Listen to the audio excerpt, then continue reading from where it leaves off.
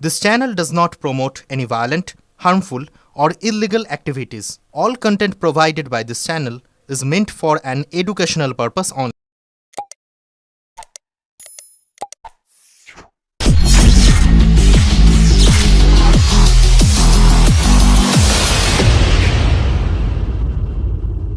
Serial বা সিরিজকে এত সুন্দর জনপ্রিয় করে তুলতে যারা নিরলস পরিশ্রম করে তারা কিন্তু থেকে যান একদম অন্তরালে।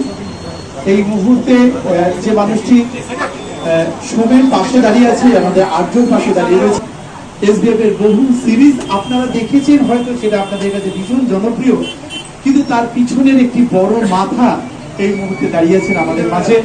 আমরা বস্ত্র পক্ষ থেকে তাকেও জানাই আজকের এই শুভ অনুষ্ঠান। রকম ভাবে তাদের কাজকে অ্যাডমিয়ার করি, সৃষ্টি করা কাজ। থ্যাংক ইউ জয়, আজকে এইখানে এসে এতটা সময় আমাদের মাঝে থাকার জন্য। আর পক্ষ থেকে তাকে আমন্ত্রণ জানাই সাধনে। তার এই উপস্থিতির জন্যই আমরা অনেক প্রিয় সেই অনির্বাণ ভট্টাচার্য এই মুহূর্তে রয়েছে আমাদের বস্ত্র এই প্রাঙ্গণ। আকাশ খ্যাতি আছে বাংলা যমুনা মুহূর্তে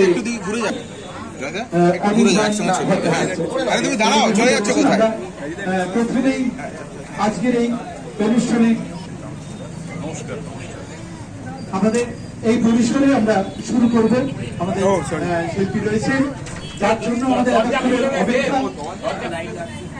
প্রথমে আমরা আগে কেককে আরো মোহময় করে তুলব।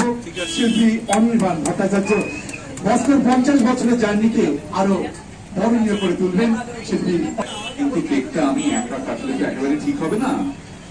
একটা প্রতিষ্ঠান, একটা দোকান, একটা এরকম 50 বছর ধরে মানুষ এখানে আসা যাওয়া করছে। যারা এই প্রতিষ্ঠানের সঙ্গে, এই দোকানের সঙ্গে, এই ঐতিহ্যের সঙ্গে যুক্ত, তাদের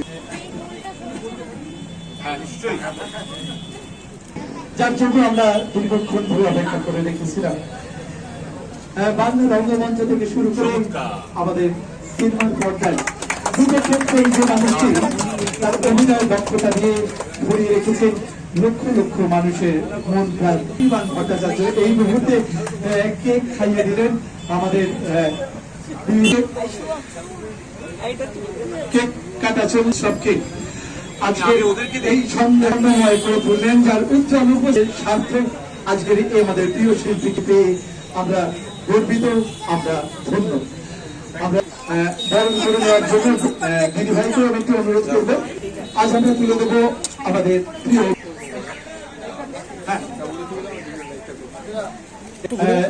এদিকে একটু বস্ত্র পক্ষ থেকে শিল্পী অনির্বাণ ভট্টাচার্যের হাতে আমাদের ভালোবাসার লাল। আর রয়েছে একটু মিষ্টি মুখের আয়োজন। এত সুন্দর মিষ্টি মুখের মানুষ যখন আমাদের আঙিনায় এসে পৌঁছেছেন, তার জন্য রয়েছে একটু মিষ্টি মুখের আয়োজন।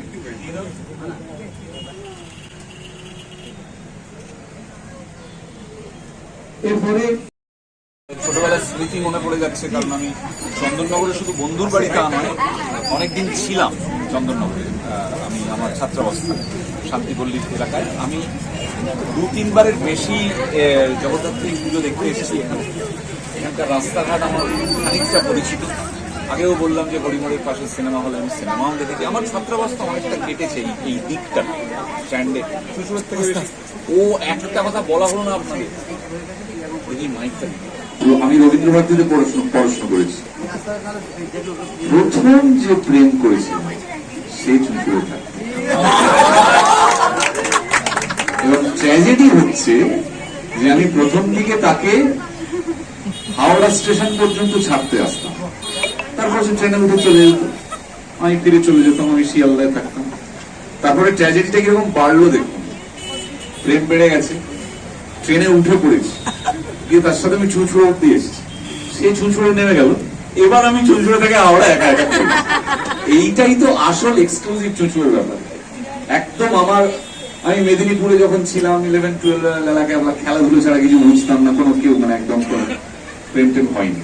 কলকাতা শহরে এসে আমার জীবনের প্রথম কলেজ প্রেম যাকে বলা হয়, হ্যাঁ কলেজ রোম্যান্স, সেই মেয়েটি থাকতেন চুঁচুড়ে। তাহলে এর থেকে আর কি বলবো চুনচুনি নিয়ে আলাদা করে? এখন কি আর দেখা হয়? না না মশাই, এখন দেখা হলে খুব ঝামেলা হবে।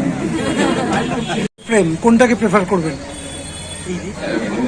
এটা দেখছি দুটোকেই প্রেফার করবো। চন্দননগরের জগদ্ধাত্রী পুজো আমার প্রেম করার থেকে বহু পুরনো এবং অনেক ঐতিহ্যশালী, এবং সারা পৃথিবীতে চন্দননগরের আলোকসজ্জা এবং জগদ্ধাত্রী পুজোর এ আছে। সেখানে আমার প্রেমকে আমি জগদ্ধাত্রী পুজোর আগে রাখবো, এটা ঠিক হবে না দাদা আর আমি বলছি আমি কিন্তু স্টেশন পর্যন্তই আসতাম, তার ভেতরে বেশি ঢুকতাম না। দাদা নচিকেতার একটা গান আছে এই প্রথম প্রেম নীলঞ্জনা, সেটাও কি আপনার ক্ষেত্রে কোনো গান কি ধরা আছে তার জন্য?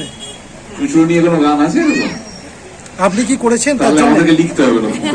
এটা কি লিখবেন? হ্যাঁ নিশ্চয়ই, চুচুড়ো নিয়ে একটা গান যদি বকুলতলা মেলা নিয়ে যদি লেখা যায়, চুচুড়ো নিয়ে কেন হবে, তাই না? চুচুড়ার খুব ফেমাস জায়গা বকুলতলা, সেটাও আছে। তাই চুঁচুড়াতে- চমৎকার চমৎকার। এবারে তাহলে পুজোর সময় বকুলতলায় একটা মেলার গান করে ছোট প্যান্ডেল করে দিই। দাদা এখানে চুচুড়াতে কিন্তু মেলাও এসছে, বকুলতলাও আছে, সেটা নিয়ে কি বলবেন? আমার তো মনে হচ্ছে আমাদের চুচুড়োতে ইমিডিয়েটলি হুলিগানিজমের একটা শো করা উচিত, তাই না? বকুলতলা আছে, এ আছে, চুচুড়াতে মেলাও এসছে। কথাবার্তা বলে দিচ্ছি, তাহলে তাড়াতাড়ি আসতে। বাহ, দারুণ দারুণ, শীতকালেই আসতে হবে। চুচুড়া শহরে এলেন না অনেক দিন কেটে গেছে, 20 বছর হয়ে গেছে। হ্যাঁ, সে কোথায় আছে, আমি কোথায় আছি, এখন আবার রসিক দেখা যাচ্ছে চন্দননগরে এসে মানুষজন আসে, সারা বিশ্বের মানুষ। চুচুড়াতেও আপনার অভিজ্ঞতা হয়েছে, থিয়েটার বললেন আপনি, পুরনো অভিজ্ঞতা। আর কোনো স্মৃতি মনে পড়ে চুচুড়োয়? প্রথম প্রেমও বললেন চুচুড়ো। খাদ্যরসিক বললেন বটে, কিন্তু আমি যেহেতু ব্যক্তিগতভাবে খুব একটা খাদ্যরসিক নই, খুব যে বিরাট খেতে ভালোবাসি তা নয়, সেই কারণে এই দিকটা আমি খুব একটা মানে কি বলবো, মানে উজ্জ্বল করে দেখাতে পারবো না যে চুঁচুড়োর খাবার দারুণ। সব জায়গার খাবার দারুণ, চুঁচুড়োর খাবার অবশ্যই দারুণ, কিন্তু খাবারের ডিপার্টমেন্টটাই আমি কমপ্লিটলি ফেল। তার দুটো কারণ, আমার খাবারের প্রতি আলাদা করে কোনো বাসনা, মানে একটা কোনো খুব ভালো লাগাও নেই, আর আমি মানে মানে পেট রোগা, জর্জরিত আর কি, পেটের অসুখ। তাই জন্য আমার কাছ থেকে খাওয়া নিয়ে সেরকম আলাদা কিছু এ যাক, হয় না। আবার কি চুচুড়ায় আসার প্ল্যানিং থাকবে তো? আমাকে চুঁচুড়ে আপনি একটা বাড়ি কিনে দিন না, এখানে থেকেই যাও। আমার বাড়িতেই থেকে যাওয়া। নিজের বাড়িতে থাকলে হবে না। গুগল ম্যাপে তো বস্কো টাইপ করেই এত দূরে এলাম, একা একা এলাম। হ্যাঁ, তাতে কিছু নেই, সবাই খুব ভালো থাকবেন, খুব ভালো হলো। আর চুঁচুড়ের ব্যাপারটা বেশি ছড়াবেন না, ব্যাপারটা বললাম বেশি ছড়াবেন। আগামী দিনে কি চুচুড়োর জন্য অনির্বাণ নতুন গান নিয়ে আসবে? আপনি তো দেখছি আমি আমার বাকি জীবনটা চুঁচুড়ের জন্য উৎসর্গ করলেই খুশি হন। আমি সব জায়গার মানুষের জন্যই করব, আর আজকে চুঁচুড়োতে এসছি বলেই যে বলবো হ্যাঁ কাল থেকে যা করবো সব চুঁচুড়োর জন্যই করবো, এটা বলাটা তো খুব একটা ঠিক হবে না। তবে চুঁচুড়োর সাথে সত্যি অন্য অনেক জায়গায় যাই, চুঁচুড়োর সাথে আমার ছাত্রাবস্থার ছোটবেলার বেশ কিছু স্মৃতি জড়িত আছে, এবং তার মধ্যে ওইটা আছে, সেটা বলবেন না বেশি, ঠিক আছে?